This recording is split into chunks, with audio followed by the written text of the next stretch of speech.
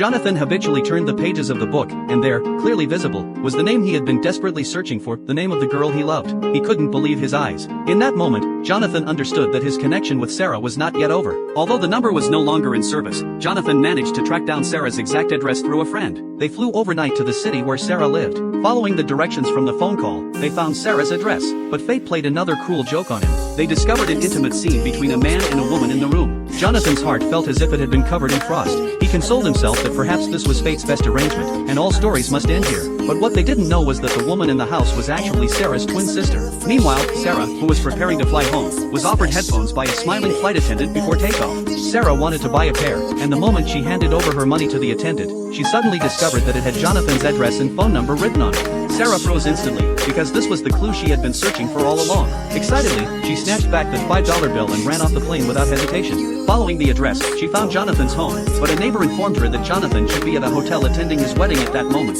She immediately took a cab to the wedding venue but got stuck in traffic along the way. Without hesitation, she got out of the car and ran frantically down the street. But when she arrived at the scene, Jonathan's wedding had already ended. Sarah stared at the empty venue as pain and loss overwhelmed her like a tidal wave. Tears fell uncontrollably. Just as she was turning to leave in despair, a hotel employee told her, "Don't worry, you'll get your present back. They always return the present. You asked if it was over. The truth is it never even began. Yeah, call the whole thing over." These words pierced through the gloom in Sarah's heart and gave her hope again. She decided to stay in New York and continue searching for Jonathan, to reclaim the happiness she had let slip away. Perhaps it was destined by fate, or perhaps love truly has its own will.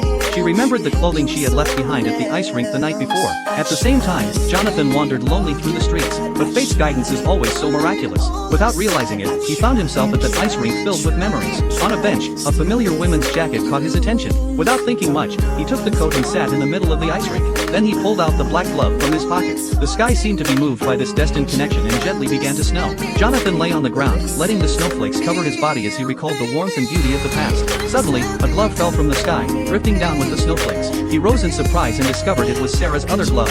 He turned around to see that familiar figure standing in the snow, smiling at him. In that moment, he began to believe in fate. They gazed at each other as tears and longing surged forth like a tide. In this moment, only the two of them stood alone in the snow, walking toward each other. All the regrets and despair that couldn't be expressed were released and redeemed in this moment. This love finally found its meaning. Perhaps we once doubted whether love is predetermined by fate. Yet ultimately, we all come to understand that to find true love, the favor of destiny alone is not enough. What's truly needed is courageous action and unwavering belief.